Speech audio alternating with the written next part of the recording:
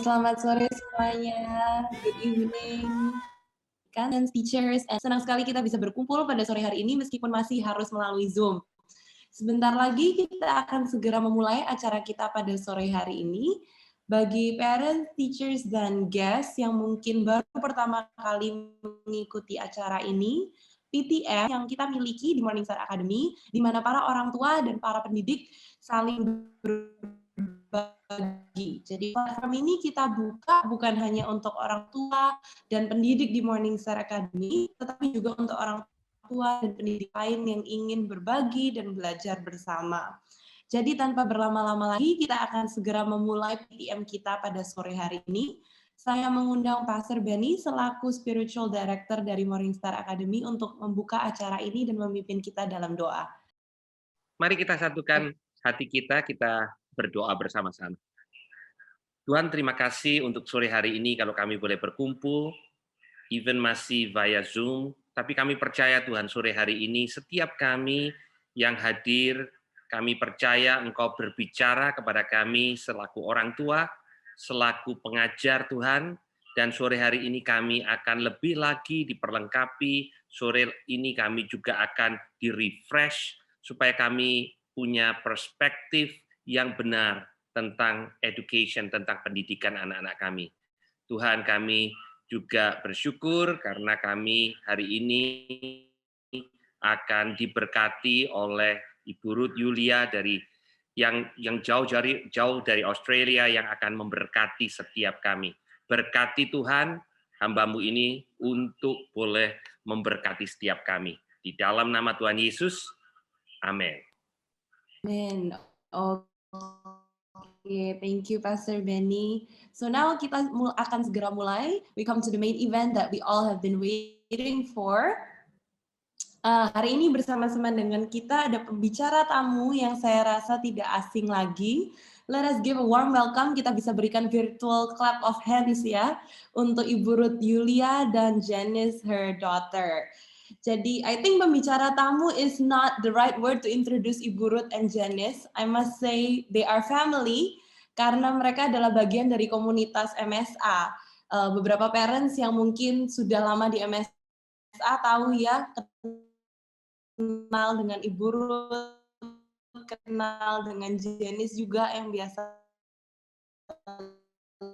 lead praise and worship, this Ibu PTM today. It is always a delight, satu kebanggaan setiap kali we can have one of our own alumni come back and share her story, her journey, dan juga didampingi mamanya supaya kita bisa saling belajar terus. Dan cerita kehidupan Bu Ruth Yulia ini has greatly blessed and encouraged us, and we strongly believe sore hari ini it will bless and encourage many others too. So a little introduction sebelum I'll give it to Ibu Ruth Yulia. Ibu Ruth Yulia mungkin namanya sudah nggak asing lagi ya kepada di tengah-tengah para parents, mungkin para guest yang ada di hari ini. Ibu Ruth Yulia adalah evangelist yang dipakai Tuhan untuk melayani banyak anak-anak Tuhan dengan luar biasa. Dan sekarang Ibu Ruth sedang di Perth, Australia, benar ya Bu ya? Di Perth, Australia lokasinya sekarang. Dan Pak Yopi dan Bu Ruth adalah parents dari dua remaja yang luar biasa, Michelle and Janice, yang dulu juga adalah murid Morningstar Academy. So I've known this family for many years since I was growing up too, and I'm really blessed to see bagaimana mereka bersama-sama satu keluarga melayani Tuhan. Jadi hari ini kita bersama-sama akan belajar tentang apa yang penting dalam pendidikan anak. Jadi nanti Janice juga akan share ya Bu ya, sedikit tentang kesaksian hidupnya, how God do great things in her life, dan di akhir nanti kita juga akan membuka sesi tanya jawab bagi parents atau teachers atau guests yang mungkin memiliki pertanyaan. So tanpa berlama-lama lagi, I'll give it to you Bu Ruth Yulia, waktu dan tempat dipersilahkan. Thank you. Saya ucapkan terima kasih ya buat semua teman-teman keluarga besar Morningstar. Terima kasih buat Pak Benny sama Bu Ratna yang sudah kasih privilege. Saya sebetulnya rada grogi nih ada Pak Benny sama Bu Ratna. Kalau bicara soal parenting, dilihat dari jumlah anak, Pak Benny sama Bu Ratna lebih expert ya, anaknya 4. Jadi berbicara tentang mendidik anak, mereka lebih banyak pengalaman, tapi saya makanya mengucap terima kasih untuk kepercayaannya, walaupun sebetulnya tapi mudah-mudahan ini bisa menjadi berkat buat kita semua. Nah, saudara, memang seperti yang tadi diceritakan, kami dari Morning Star, jadi anak-anak saya dua-duanya dulu sekolah di Morning Star semuanya. Dan saya tuh bersyukur Tuhan itu pertemukan kami dengan Morning Star. Nah, saya dikasih tema apa yang penting di dalam pendidikan anak.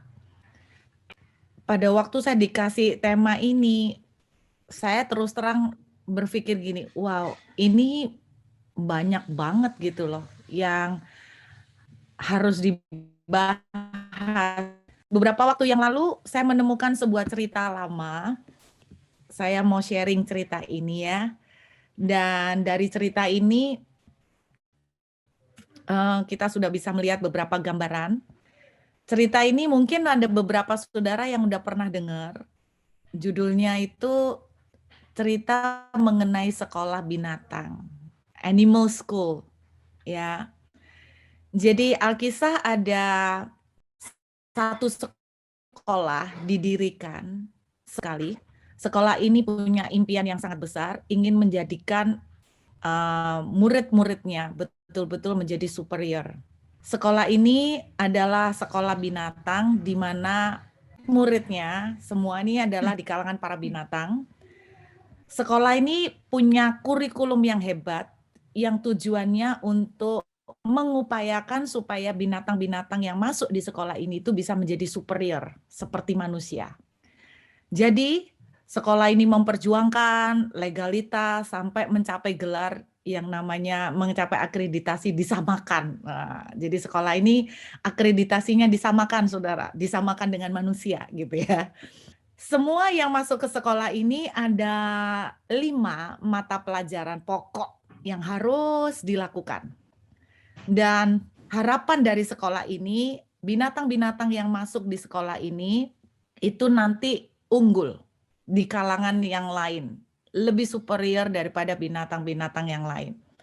Nah, orang tua binatang-binatang ini berbondong-bondong menyekolahkan anak-anak mereka ke sekolah elit ini. Nah, di sekolah ini ada 5 pelajaran utama, ya core subject ya, yang harus mereka kerjakan. Dan mereka tuh harus lulus dari 5 mata pelajaran ini minimal dengan nilai 6. Nah, kira-kira seperti itu. Kelima pelajaran ini adalah I dan menyelam. Jadi 5 pelajaran utama.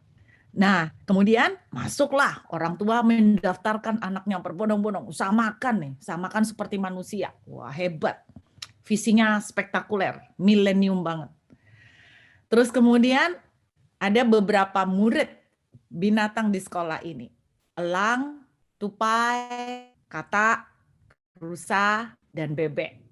Jadi ada bebek. Orang tua mereka semangat dengan visi yang hebat. Anak gua nanti bakal jadi binatang yang paling hebat. Nah, proses belajar terjadi. Kita sudah tahu pasti ya dari kelima binatang ini. Elang pasti sudah unggul di dalam terbang. Tupai kita tahu pasti unggul di dalam memanjat. Bebek berenang, rusa berlari, katak melompat. Jadi mereka punya keunggulan-keunggulan masing-masing. Bebek sangat unggul sekali dan kelihatan sangat ahli di dalam pelajaran berenang. Rusa tinggi dalam pelajaran berlari. Kecepatan larinya nggak bisa dikejar oleh binatang-binatang yang lain. Larinya bukan cuma sekedar cepat, tapi enak sekali dilihat, indah. Katak, dia unggul dalam menyelam. Katak unggul, katak dengan cepatnya masuk ke dalam air, lalu muncul lagi. Jadi begitu, pada mulanya elang juga dia sangat hebat sekali. Wah, ketika dia terbang, wah, dia unggul. Pokoknya mereka dapat nilai A deh untuk pelajaran itu masing-masing. Rusa dapat A, pelajaran berlari.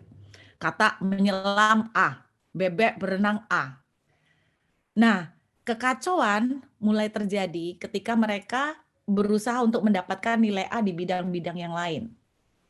Burung elang mulai belajar cara memanjat. cara berlari. Burung elang juga belajar cara menyelam. Nah, sayang sekali, meskipun berkali-kali udah dicoba dia belajar berenang dan menyelam, tapi dia tetap gagal. Bahkan satu kali burung elang pernah pingsan, kehabisan nafas saat pelajaran menyelam, saudara. Karena dia nggak tahu bagaimana mempertahankan nafas di dalam berenang. Tupai juga demikian, dia berkali-kali jatuh dari dahan yang tinggi saat dia mencoba untuk belajar terbang. Hasilnya bukannya dia bisa terbang, malah tubuhnya penuh dengan luka memar karena berkali-kali jatuh.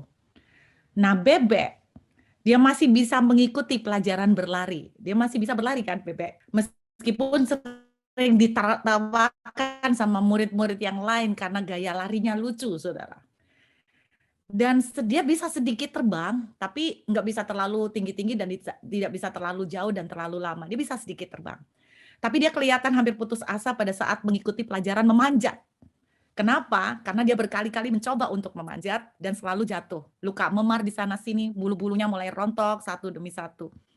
Jadi demikian juga dengan binatang-binatang yang lain. Mereka berusaha untuk berusaha sekuat tenaga, bahkan mungkin mereka sudah coba latihan, sudah coba drill, mungkin mereka SKS, sistem kebun semalam juga semalaman mereka sampai enggak tidur untuk bisa menguasai ilmu-ilmu yang mereka harus selesaikan. Tapi apa yang terjadi? Tidak satu pun dari mereka berhasil, malah mereka luka, memar, kakinya robek, dan kemudian mengalami banyak kondisi yang sulit secara fisik. Akhirnya tidak satu pun dari murid-murid itu berhasil. Pendidikan adalah yang, tapi mereka fail. Jadi contohnya seharusnya misalnya nih burung elang itu dia bisa terbang dan dia bisa menjadi semakin tajam, semakin hebat. Tetapi karena terlalu banyak dia itu latihan berenang, menyelam, fisiknya banyak terluka, sehingga akhirnya ketika terbang pun dia udah kehilangan banyak sekali tenaga, terus badannya juga udah banyak mengalami luka, sehingga mereka yang satu value atau satu yang dianggap penting, satu yang menurut dia sangat utama untuk diraih dalam kehidupan ini, dan itu yang dia akan fokuskan untuk anak-anak ke sana. Saya kasih contoh. Orang tua yang mungkin datang dari background yang secara ekonomi susah, banyak penderitaan, mungkin tanpa disadarin terbentuk sebuah paradigma atau value atau sebuah pola pikir atau kacamata yang mengatakan bahwa dalam hidup ini yang paling penting adalah duit. Banyak uang, sukses secara materi. Tanpa dia sadar, itu juga yang akan diimpuls ke anak-anak. Anak-anak akan dipersiapkan, apapun yang akan dilakukan, semua dikonsentrasikan ke sana. Jadi istilahnya personal value itu sangat mempengaruhi dari apa yang akan kita kerjakan.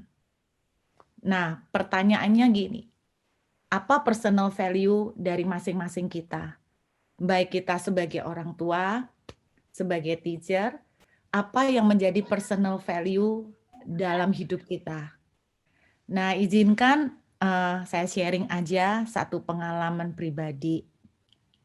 Saya kebetulan memang datang dari keluarga yang kurang mampu. Dan bagi saya kalau dibilang duit penting, iya.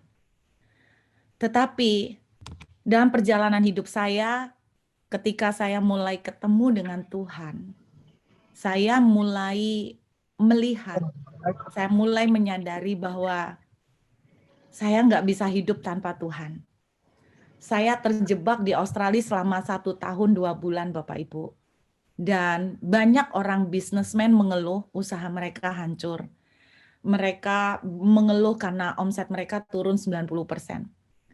Kalau dihitung-hitung sebagai seorang pendeta, saya nggak dibayar oleh sebuah gereja manapun, dan saya hidup benar-benar dari berkat yang Tuhan berikan di dalam pelayanan. Kalau dipikir-pikir sejak COVID tidak ada undangan, tidak ada khotbah lagi. Biasanya 80 khotbah dalam sebulan, tidak ada lagi. Secara manusia, omset nggak kalah sama businessman. Kalau businessman turun 90%, saya bisa katakan pada waktu setengah tahun pertama boleh dibilang 100% hilang. Tapi saya mau ngomong sama Bapak Ibu, sampai hari ini kami mengalami begitu banyak pemeliharaan Tuhan. Tidak pernah kami itu puji Tuhan, minta sama orang untuk orang itu kasih semuanya. Atau minta untuk makan dan sebagainya. Kami tidak ngalamin itu. Kami melihat dari mujizat kepada mujizat every day. Sampai untuk bayar uang sekolah anak. Orang berpikir, oh bisa nyekolahkan anak ke Australia, berarti kaya dong. Bapak Ibu, semua yang terjadi pada anak-anak saya, semua beasiswa, scholarship. Jadi tidak ada duit yang keluar. Dengan kata lain, kami mengalami dari mujizat ke mujizat. Itu sebabnya sejak saya kenal Tuhan, saya cuma merasa satu, bahwa yang paling penting, tidak ada duit, tapi kalau ada Tuhan, kita punya semuanya. Kita tidak ada Tuhan, habis sudah. Jadi buat saya personally, value yang paling utama buat saya adalah tentang Tuhan. Itu yang tanpa saya sadar spontanitas akan terjadi, apapun yang akan saya interaksi dengan anak selalu tentang Tuhan. Nah, saya mau cerita tentang satu orang di Alkitab. Bapak Ibu, ada satu anak di dalam Alkitab namanya Samuel. Samuel ini sejak kecil ditaruh kepada Imam Eli. Imam Eli itu di dalam 1 Samuel diceritakan bahwa keluarganya rusak. Anak-anaknya bejat secara moral. Mereka membawa perempuan ke dalam rumah Tuhan. Mereka pakai uang rumah Tuhan. Dan mereka betul-betul menajiskan persembahan semuanya. Dan Imam Eli membiarkan semua ini terjadi. Nah, pertanyaannya begini. Samuel itu waktu ditaruh tinggal bersama di tengah kondisi lingkungan yang bejat. Tapi kenapa Samuel tidak terkamiri, tidak terpengaruh menjadi bejat juga? Nah, kita sering menyalahkan lingkungan sekitar kita. Kita sering berkata bahwa anak kita ikut-ikutan merokok karena lingkungannya merokok. Anak-anak kita ikutan bejat karena lingkungannya bejat. Kita sering blame yang di luar. Nah, tapi saya mau kasih lihat buat Bapak Ibu, kenapa Samuel itu ditaruh di tengah keluarga Imam Eli yang bejat, tapi kenapa Samuel tidak bejat? Kenapa Samuel itu tetap takut Tuhan? Nah, mari saya ajak kita membayangkan, Hana, mama Samuel, itu lama banget nggak punya anak. Dan bagi orang zaman dulu, ketika kita itu sulit untuk punya anak, itu aib. Zaman sekarang pun kadang-kadang orang kalau memandang, oh dia mandul ya, itu masih ada sedikit gimana gitu. Tapi zaman dulu lebih parah lagi karena itu aib.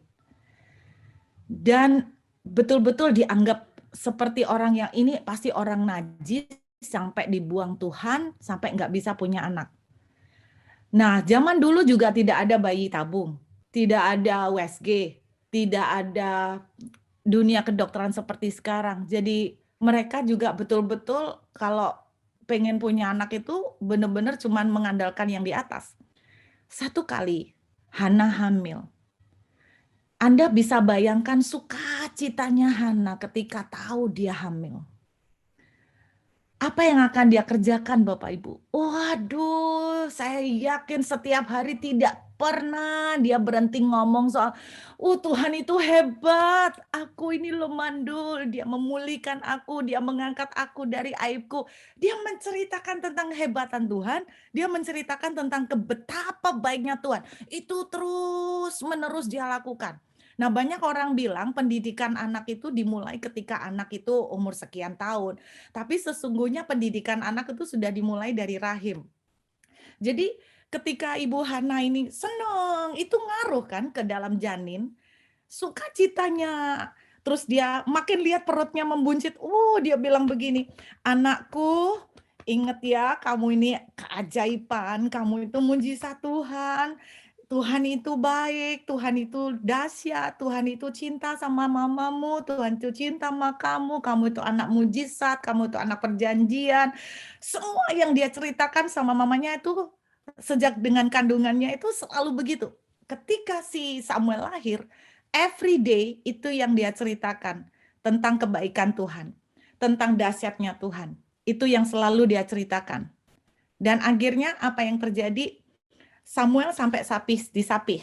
Nah, Alkitab tidak menuliskan berapa umurnya, tetapi dalam perjanjian lama, umur anak-anak disapih itu bisa sampai 3 tahun, 5 tahun, tapi juga sampai 10 tahun.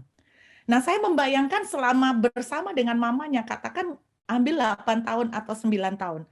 Itu setiap hari Samuel tuh diomongin, nak, kamu itu anak yang spesial, kamu itu loh mujizat, kamu itu hadir karena keajaiban Tuhan itu berkuasa, Tuhan itu dahsyat, kamu itu spesial, kamu itu istimewa. Itu yang selalu dikatakan oleh Hana.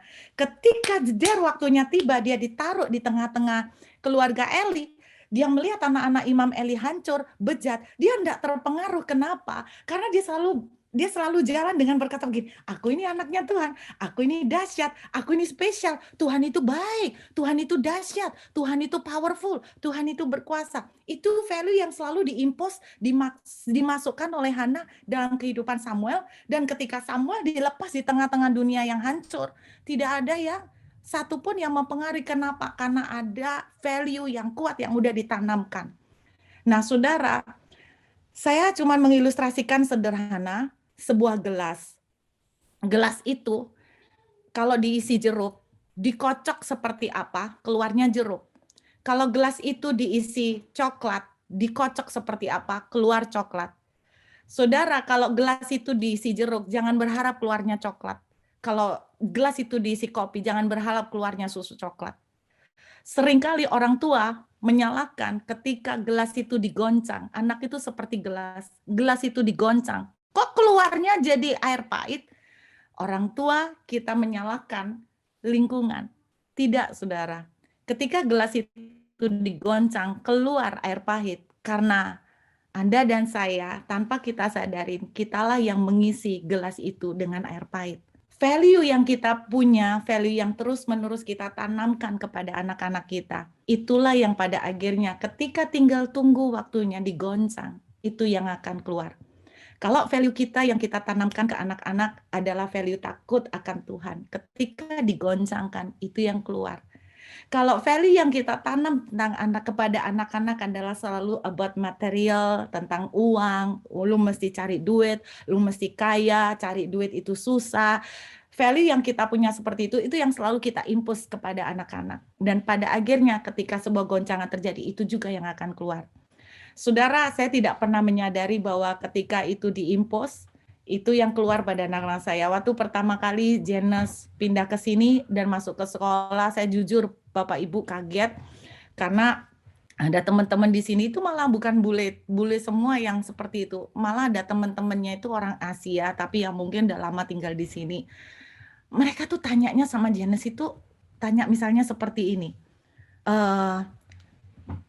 Kira-kira Janice, kamu kapan planning untuk menyerahkan keperawanan kamu? Gila nggak Bapak Ibu? Pertanyaan di antara mereka serem sekali. Yang ditanya sama Janice bukan cita-citamu apa, dreammu apa. No, kamu planning gimana? When do you plan you're going to have your first kiss? Dengan orang laki seperti apa yang kamu, gila banget kan? Nah, saudara, tapi yang saya kagum ketika anak saya diperhadapkan dengan seperti itu, yang saya kagum, dia cara menjawabnya, saya sampai kaget gitu loh. Saya tidak pernah menyadari bahwa yang secara alami, bukan sengaja saya tanamkan, yang secara alami aja itu menjadi value, dan apa yang menjadi value saudara akan secara otomatis itu keluar dari hidup saudara. Kalau dalam hidup saudara yang paling penting itu money, semua yang Anda lakukan, semua keputusan Anda, semua akan selalu kembali lagi ke soal money. Tapi kalau value kita adalah soal Tuhan, apapun yang kita lakukan pasti ngomong ke Tuhan lagi. Apapun yang kita bikin pasti larinya ke Tuhan lagi. Apapun yang kita memutuskan pasti larinya ke situ lagi. Jadi sekarang kembali kepada value yang saudara dan saya punya. Nah, ketika Janus dihadapkan pada pertanyaan seperti itu, dia tuh pulang sharing sama saya. Dia tuh sampai ngomong begini, kok bisa ya Maya orang itu berpikir bahwa dia akan memberikan itu, padahal itu adalah sesuatu yang sangat sangat precious, sangat sangat sangat berharga gitu loh. Kenapa dengan segampang itu?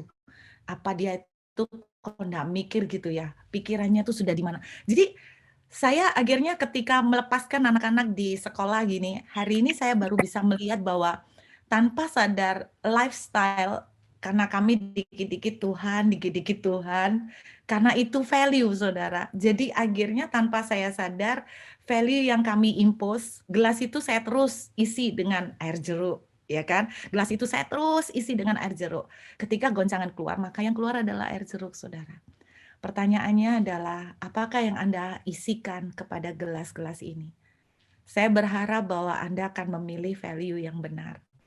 Kadang-kadang kita tuh, ketika kita tuh punya satu value, kita mau anak kita superior dalam arti secara materi, sama seperti cerita di anak sekolah binatang ini.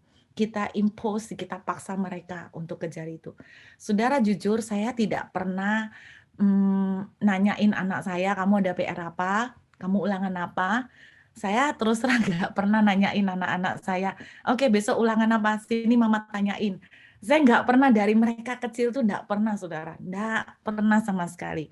Saya nggak pernah ngecek jadwalnya mereka, bahkan saya tuh nggak pernah tahu mereka itu ada ujian kapan tuh saya nggak pernah. Bahkan terus terang Bapak Ibu, saya juga orang pikir begini, karena saya pendeta, pasti anaknya dipaksa untuk berdoa, paksa untuk baca Alkitab. Anda boleh tanya sama anak-anak saya malah nggak pernah loh maksa mereka untuk baca Alkitab. Beda pendeta, beda penanganan ke anak ya. Ada hamba-hamba Tuhan yang memang memaksa anaknya di target 1 hari mesti baca sekian pasal. Saya nggak pernah loh Bapak Ibu, saya nggak pernah. Kadang-kadang saya berpikir gini, aduh saya ini bukan orang tua yang baik, nggak pernah nyuruh anak saya baca Alkitab. Tapi amazing things gitu. Jadi ketika mereka tuh, karena saya punya value, all about me selalu tentang Tuhan.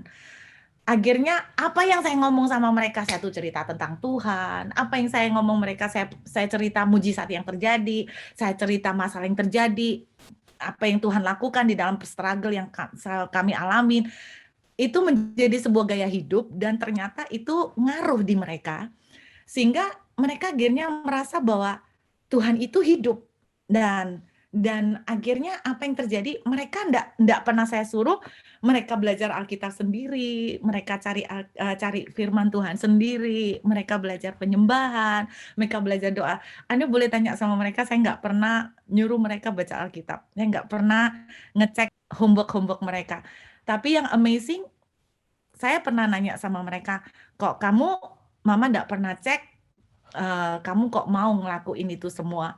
Mereka cuma jawabannya sederhana sih, karena mereka cuma bilang begini, ya kita ini kan anak Tuhan ya Ma, selain itu juga anaknya Ibu Ruth, katanya bilang begitu, anaknya Ibu Ruth.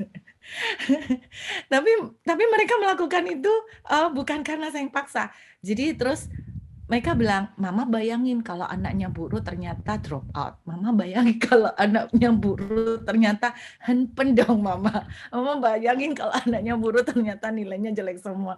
Jadi saya nggak pernah maksain mereka seperti itu. Dan ketika mereka post-post di Instagram, itu malah terus terang loh Bapak Ibu. Saya tuh kadang-kadang nyuruh anak-anak saya, kamu kan di Bali, nggak apa-apa lah pakai yang buka-buka dikit, nggak usah kelihatan udelnya, cuman kelihatan sak garis aja seksi dikit. Terus malah mereka yang bilang begini, Mama ini pendeta, Mama nggak sungkan kalau orang lain lihat anaknya pendeta kok gitu. Jadi malah mereka yang mikirin lebih ke situ. Nah dia bilang, aku ini anaknya Tuhan, aku ini jangan sampai ya dilihat, anak Tuhan kok bajunya buka-buka gitu ya, anak Tuhan kok gitu. Jadi saya nggak tahu Bapak Ibu, kalau Anda tanya saya gimana cara ngajarinya, saya nggak tahu karena saya nggak pernah ngajarin. Gimana cara didiknya, saya nggak tahu. Tapi yang saya tahu, saya mulai dari value itu. Buat saya nggak bisa hidup tanpa Tuhan. Sehingga apapun yang saya bicarakan, apapun yang saya sharingkan sama mereka selalu always, tidak pernah never tuh, selalu balik sekali soal tentang Tuhan. Makanya firman Tuhan bilang begini, Mazmur 111 ayat 10. Takut akan Tuhan itu adalah permulaan. Nah, saya melihat betul kalau kita itu impose ke mereka nilai-nilai takut akan Tuhan. Saudara, benar. Amsal 24 ayat 14 menuliskan begini. Kalau kita tuh takut akan Tuhan, akan ada masa depan. Akan ada masa depan yang baik. Jadi kalau Anda tanya sama saya, apa yang penting dalam pendidikan anak? Saya bukan seorang mama yang perfect. Kalau ditanya soal teknis parenting, saya hormat sama Pak Benny. Setiap kali kalau pas ikut PTM, dengar Pak Benny khotbah tentang parenting, saya langsung wow. Saya merasakan Pak Benny expert banget. Dan saya merasakan ketika dengarkan, pokoknya habis dengarkan Pak Benny khotbah tentang parenting, saya selalu merasa berdosa. Saya selalu merasa berdosa, kayaknya gue kok banyak salah ya, gue kok banyak melakukan kesalahan gitu. Saya jauh dari perfect.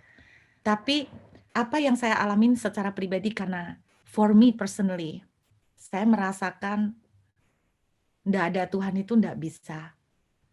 Saya merasakan Tuhan itu segalanya, karena saya mengalami pengalaman dari hancur sampai ketemu Tuhan. Saya hampir mati sampai ketemu Tuhan.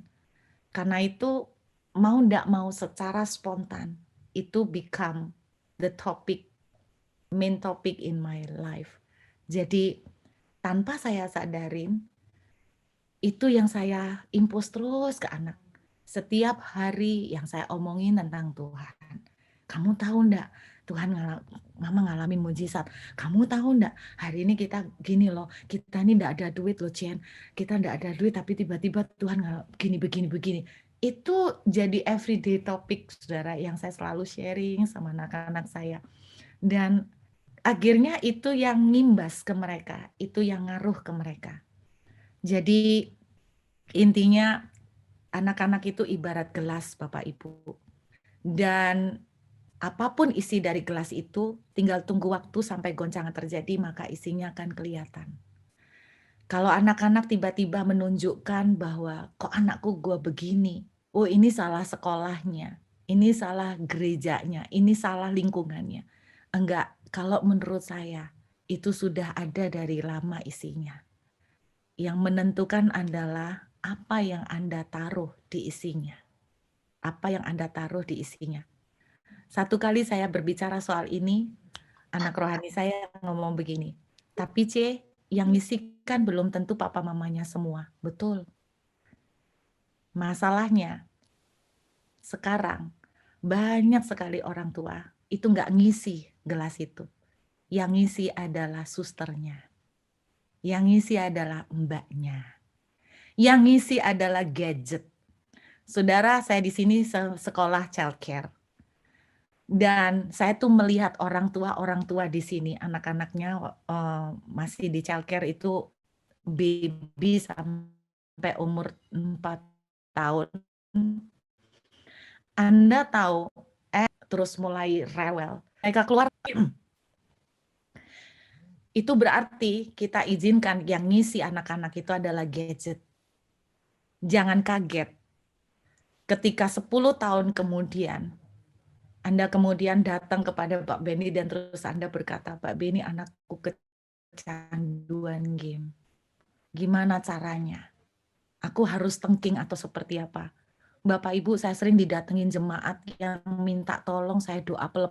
Saya bingung ilmu doa apa. Orang nggak dari gadget. It's not about the evil spirit atau ada setannya gitu loh. Setannya bentuk game. No. Karena saudara selama ini mengisi gelas itu pakai gadget. Tinggal digoncang yang keluar gadget lah. Ketika dia sumpek, larinya ke gadget. Ketika dia putus asa, larinya ke gadget untuk pelampiasan. Dia berjam-jam di kamar, gadget semua. Itu yang terjadi. Tapi waktu saudara info sesuatu, misalnya, "Nak, mama dapat mujizat loh kayak gini." Sampai anak-anak saya bilang, "Ih, mama ini mujizatnya banyak ya, kok gampang banget ya doanya ya. Gimana sih ma caranya?" gitu. Jadi ketika goncangan terjadi, itu yang keluar Bapak Ibu. Jadi malam ini saya cuma pengen sharing itu gini. Apa yang Anda isi di gelas itu? Saya berdoa Anda mengisi dengan isi yang benar. Apa yang menjadi value Anda, itu yang Anda akan isikan di gelas itu. Kalau Anda punya gelas limited, Anda akan masukkan ke dalam gelas itu isi yang menurut Anda paling penting. Kalau menurut Anda jus jeruk itu paling penting, Anda kan tidak tahu apa value yang Anda pandang paling penting. Itu yang Anda tanpa sadar akan isi di gelas anak Anda. Saya berdoa Anda memilih isi yang paling benar. Dan ketika goncangan terjadi, maka isi itu yang akan keluar. It's just about time. Don't blame others, jangan menyalahkan lingkungan. Apa yang digoncangkan, jangan menyalahkan goncangan, karena suatu saat goncangan akan tetap terjadi. Tapi pertimbangkan apa yang akan Anda masukkan di dalam gelas. Saya mengakhiri dengan Mazmur tadi, 111 ayat 10. Takut akan Tuhan adalah permulaan. Namanya the beginning. The beginning of child's education. The beginning of bright future. The beginning of excellence children. Apa yang menjadi kerinduan saudara? It's the beginning. It's the fear of God. Amin. Saya berdoa mungkin ini hanya 30 menit, jadi singkat, padat, mudah-mudahan jelas. Kalau ada pertanyaan, satu yang saya janjikan, kalau pertanyaannya susah jawabannya, saya serahkan ke Pak Benny. Kalau pertanyaannya gampang jawabannya, itu bagian saya. Saya expert menjawab pertanyaan yang gampang-gampang. Pertanyaan yang itu expertise-nya Pak Ben. Saya akan memberikan waktu langsung kepada Janice atau saya kembalikan langsung aja Bu, boleh silakan Janice. Oke, Janice kebetulan ada di sebelah saya. Silakan lanjut. Hai Jen. Halo semua. Malam. Halo Jen, malam. Nice to meet everyone. Jadi Janice tadi disuruh untuk share aja singkat testimoni sama C. Helen. Testimoni apa sih kayak MSC kenapa so special banget buat Janice? Jadi cerita balik ke awal aja ya, ke Janice kelas 1 itu udah homeschool dan Morningstar jadi kayak public school atau private school pertamanya Janice gitu. Dan Janice masuk Morningstar itu umur 9 tahun. Umur 9 tahun. Dan itu menurut Janice umur-umur di mana Janice itu benar-benar mencoba untuk fit in gitu. Fit in sama teman-teman, terus masih cari identitas. Dan Janice juga banyak bereksperimen di dalam daerah situ. Dan salah satu hal yang kalau Janice bisa bilang paling suka tentang Morningstar itu salah satu guru-gurunya. Nah, Janice ingat dulu waktu umur di kelas 6, Janice tuh benar-benar merasa down karena di kelas biologi itu benar-benar nggak ngerti apa-apa gitu. Terus benar-benar merasa kayak, aduh ini bakal fail ini, kayak udah nggak ada harapan lagi gitu. Mama juga nggak bisa ngajarin. jadi kayak, aduh ini udah nggak bisa lagi deh, udah nggak bisa. Akhirnya Janice itu inget banget datengin salah satu gurunya Janice di Morningstar. Terus Janice cuma bilang, Mister, ini kayaknya aku nggak bisa deh, kayak I don't know what else to do because I think I'm going to fail. And a few words that he said that really stood out to me itu cuma ngomong, I believe in you. I believe in you, and if you believe in God as well, He will give you the strength to do it. And mungkin hal sepele ya, tapi itu benar-benar stuck out sampai Janice besar, dan akhirnya nilainya juga oke gitu. Kalau tentang encounter-nya Janice pertama sama Tuhan, itu juga dibantu banget sama Morningstar, soalnya waktu Janice masuk Morning Star itu, ya memang dari dulu tuh orang Kristen, cuman nggak pernah merasa kayak itu very important. Kayak, yes, I believe God exists. Yes, I believe God is real, but it's not very important. What's important to me right now is that I have a lot of friends. I can fit in. I can do well at school, and I can make my parents proud. So God was not a big deal in my life. So how did Morning Star help me so greatly in that area? Kalau ada beberapa guru yang lama di Morning Star pasti tahu kalau Janice itu suka banget nyanyi, suka banget musik. Jadi satu hal yang benar-benar stood out to me in Morning Star juga praise and worship-nya yang happen every single morning. Now, biasanya kalau praise and worship awal-awal masuk Morning Star tuh benar-benar malu banget kalau disuruh maju itu cuman kayak gini, terus kayak oh yeah worship, oke, kayak aduh ngapain sih worship kayak gini, nggak enak kayak gitu. Kayak bikin kan aibnya jadi kelihatan dong kalau disuruh lompat-lompat gitu. Jadi Janice nggak, I don't see the point in doing that. But then the teachers always encourage us, come on, just join us, worship us. And then we even get classes with the teachers. Kenapa sih praise and worship itu penting banget? I really remember that biasanya setelah sekolah kayak jam 3 atau jam 3:30, kadang kita ada meeting, terus gurunya tuh tanya, menurut kalian praise and worship itu apa sih? Terus kita nggak ada yang bisa jawab karena kita nggak tahu. Tapi akhirnya mulai dari sana kita tuh diajarin, oh praise and worship tuh seperti ini, seperti ini. Terus akhirnya mulai ngerti. And then I entered high school in MSA, dan mulai high school tuh benar-benar kayak there is a war inside of me, kayak oh who do I want to become? Aku ini disayang nggak sih sama teman-teman? Aku ini disayang nggak sih sama papa? Kayak there's these doubts that start to come into my mind, and then I start to feel like I don't fit in anymore and I have no purpose.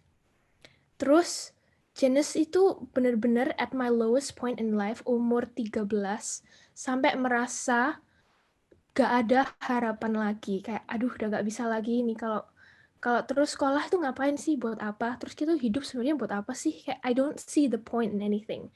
And I'm starting to find my identity, and I couldn't find it.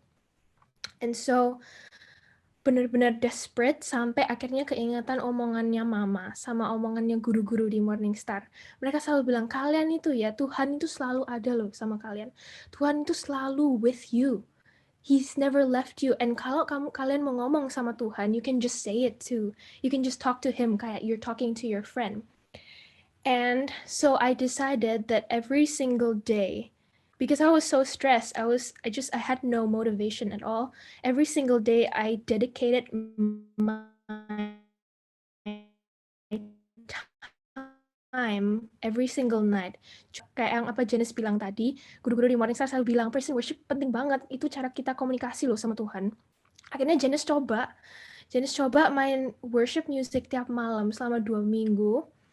Terus satu malam aja, biasanya Janice nggak nyanyi sih, cuman main musiknya, terus cuman nangis, bilang, aduh Tuhan, if you're real, tell me, I don't even know why I'm worshiping you. I don't even know why I'm playing worship songs. I'm not usually like this. This is so weird.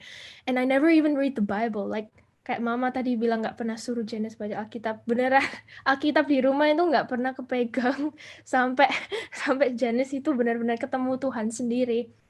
Jadi akhirnya Janice main worship music cuma di kamar, nangis, cuma ngomong.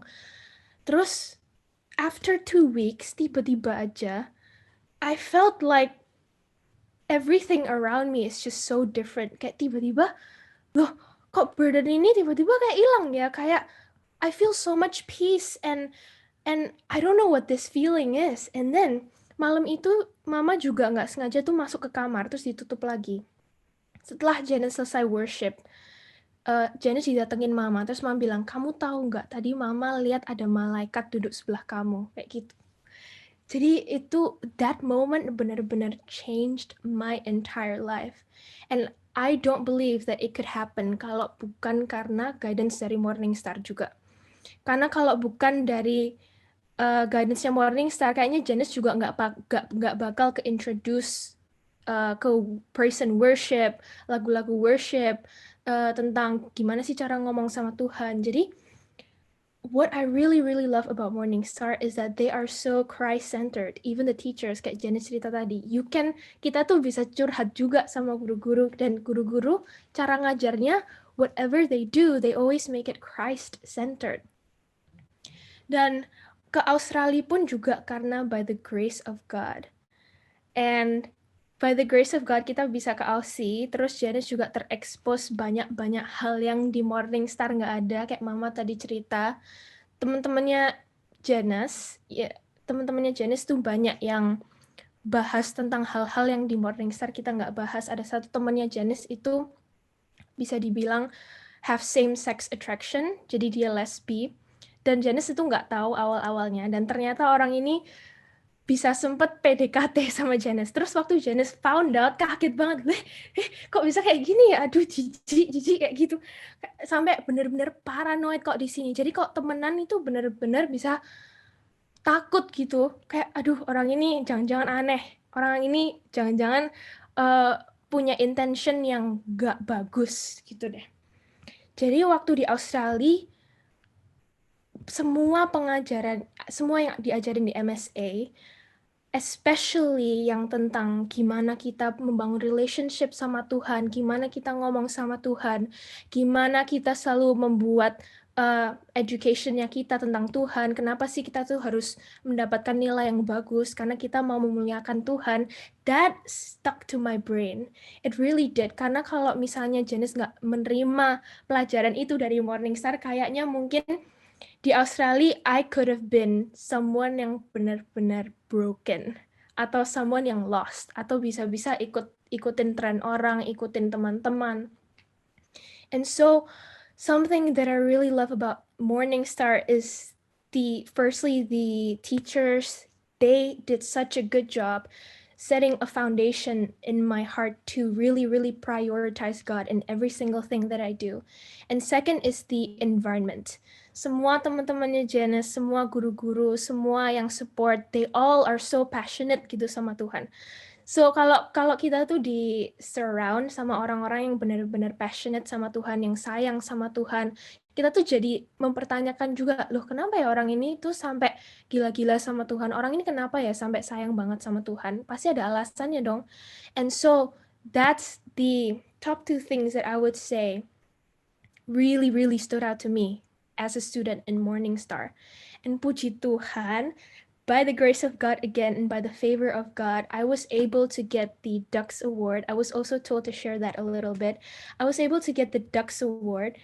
The Dux Award is an award yang dikasih ke murid-murid di Australia yang nilainya yang biasanya paling tinggi di angkatannya. Jadi puji Tuhan Janice bisa dapat Dux Award, and that all is also thanks to my teachers. So I know there are some of my teachers here in this call, like Miss Liani is here as well. So I am forever grateful to Morningstar. And untuk orang-orang tua, if you have put your children in Morningstar, I just want to say, I think you guys made the right decision. I think you made the right decision, and it changed my life